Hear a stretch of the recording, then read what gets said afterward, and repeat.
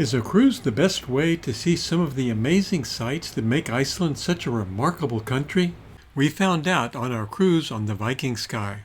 Hi everyone, this is Your World and welcome to it, where I talk about our visits to interesting places. I'm Bill Bernstein. This video is about all the great things we saw as we visited some of the most well-known attractions in that unique island, Iceland. And I guess I'll have to give this guy just a minute. Hi, I'm AI Bill. I'm here to give you the real story, although he doesn't let me talk as much as I need to. I don't know why. Sometimes he's just got to be cut off. This was during a cruise we took aboard the ship, the Viking Sky. I'll talk in some detail about the ship later on in this video, but first I'd like to show you some of what you might see only in Iceland. We arrived in Reyjavik, the capital of Iceland, the day before the cruise. We always try to get there a little early just to be sure we don't miss the sailing. Some things we saw in Reyjavik included the famous Sun Voyager sculpture and the Hallgrímskirkja church with the statue of Leif Erikson in front. After boarding the Viking Sky and taking a quick look around, our excursion the next day was near Reyjavik itself before sailing. We chose the Golden Circle tour, which includes some of the must-see sites in Iceland. The first visit was to a geothermal area. The word geyser that we use today originated from a similar word for a geyser in this area. Then we went to Godafoss, probably the most famous waterfall in Iceland, a country that is home to about 10,000 waterfalls. You heard that correctly, 10,000. There's a legend that when investors were going to buy the area to construct a dam, a woman named Sigridur sued and then threatened to throw herself into the falls if it were sold. Our next stop was to the area where the North American tectonic plate meets the Eurasian tectonic plate. In this area, they say that you're standing in both America and Europe. It is the effect of these tectonic plates moving apart that created Iceland and continues to add to its growth with a little bit every year. This is also what causes the many volcanoes in Iceland, home to roughly 130 volcanoes, about 30 of which remain active. And it leads to the geothermal activity in Iceland. The hot water in homes, hotels, everywhere is pumped from the ground. Almost 100% of the energy used on the island is from renewable sources. That evening we sailed from Reyjavik, taking in some beautiful views of Iceland from the Viking Sky, reaching Ísafjörður the next morning, seeing some beautiful scenery before docking and disembarking for our excursion for boat to Vigur Island. Vigur Island is known for the puffins and Arctic terns that spend the summer there. But we were there at the end of August, and they had left a couple of weeks before we had arrived. On our visit, we learned, however, that the puffins dig holes in the ground to lay their eggs, and after the young hatch, the parents fly south for the winter. Then the young crawl out of the ground and leave about 2 weeks after their mothers, yet somehow they find their way to meet up with the flock. They don't even have cell phones yet. They're using Mother Nature's GPS. You have to admit, they're very cute. On Viking, one excursion in each port is included with the basic price. The free excursion we chose was to a village near Ísafjörður. We listened to a local fisherman and concluded with a really delightful stop at a small stream coming from waterfall. Nice, fresh, pure water. The next morning we found ourselves approaching the town of Akureyri. Our excursion there took us to see the lava grottos of Dimmuborgir. These lava formations were caused during the last ice age when a volcano under the ice erupted, and as the lava flowed up through the ice, the cold hardened the lava into these interesting shapes.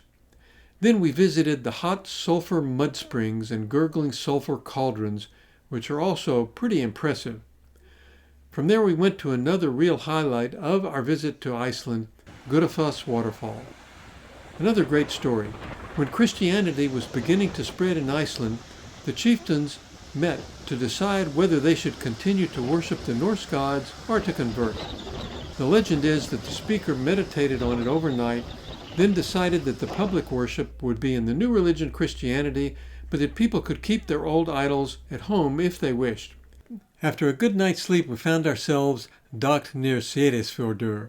Kim went on the excursion into town that day while I relaxed, enjoying the beautiful views from the ship. Even got to see some jellyfish. Then that afternoon we took advantage of the thermal spa. I'll tell you more about that later on when I give you the tour of the ship. Although we hoped to get a glimpse of the northern lights that night, because we were on the far north of Iceland into the Arctic Circle, at least I got to take this photo of the moon using my cell phone. The next morning we docked and set off on an excursion that we were really excited about. After passing by many beautiful scenes, including another ice lagoon similar to the one we were going to that had ice fallen from the glacier, we finally arrived at the Fjallsárlón Ice Lagoon. We boarded a Zodiac, which is a small inflatable raft holding about 10 people.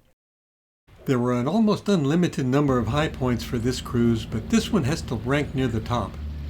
The seals were too relaxed to pay much attention as we passed by. That ice we are holding is about 600 years old. Now, before we get to the last day of the cruise, let's back up and I'll show you some things about Viking and the ship we were on. We arrived at the ship a bit early and were allowed to board. This was during the COVID pandemic, so we were given lanyards to wear at all times. Everyone was tested for COVID every day. Fortunately, no one tested positive on our cruise. Because we were early, we had time to explore a bit and get a feel for the ship. In addition to the buffet at the World Cafe, all Viking Ocean ships have the main restaurant called the Restaurant, as well as the two specialty restaurants, the Italian restaurant Manfredi's, where we ate a couple of nights, and the chef's table, which I'll tell you more about in a minute or so. Every stateroom has a veranda, and the bathrooms are large enough to move around in with heated floors. Really a nice touch. I have to tell you that it wasn't long before we were looking forward to every meal. That tends to happen on a cruise, as there's always a focus on food. Even the buffet, the World Cafe, has food that's so appealing. One night we bypassed a reservation in another restaurant when the World Cafe was having a special seafood night. Although I'm a vegetarian, Kim, my wife, eats seafood and some chicken. We both loved every meal. The gourmet restaurant, the chef's table, has a fixed menu, and I always got a specially prepared, amazing vegan meal there. It was my favorite restaurant, but many think that Manfredi's, the Italian, is the best. Kim might choose the World Cafe, and we had lunch there every day that we were on board at lunchtime. The last day, a visit to the Westman Islands was scheduled, but bad weather kept us at sea, so we spent some quality time in the thermal spa. There's no charge for this room on Viking ships, another nice benefit. The pool with its water jets is actually a bit warmer than the jacuzzi next to us. It was another real onboard highlight. After the pool, we went in the steam room, and after that, to the snow grotto. Yes, it snows. We couldn't bring ourselves to do the ice bucket challenge, but there are a lot of souls that were braver than we were and loved it, so you might think about giving it a try. Besides the excursions to the sites, we enjoyed our time spent on board the ship. All the Viking ocean-going ships are structured the same, so I could be talking about any of them. But we finally docked in Reyjavik. We had great guides on the excursions we took. Because Viking ships aren't very large, with a maximum of 930 passengers, we never felt that the group that we were with on each excursion was too large. It was always comfortable. In Reyjavik, our last day before leaving, we went to the Blue Lagoon late in the afternoon. Blue Lagoon. This is another one of the country's famous attractions, hot mineral water coming from the ground. The mineral content of the water is supposed to work wonders. It felt great, and we stayed in the water at least a couple of hours. If you want to learn more about the specifics of cruising, we have several videos about our cruises, and there are many great YouTube channels about cruising you can check out. Thanks for watching. If you enjoyed these videos and would like to see more, be sure to hit subscribe below. This is your chance to look at some of our other great videos by clicking here. You can click on this link to see our video about our cruise on Holland America around the Baltic Sea, or this one on Oceania on our cruise through the Mediterranean. I look forward to seeing you again soon. Until then, so long from all of us in your world.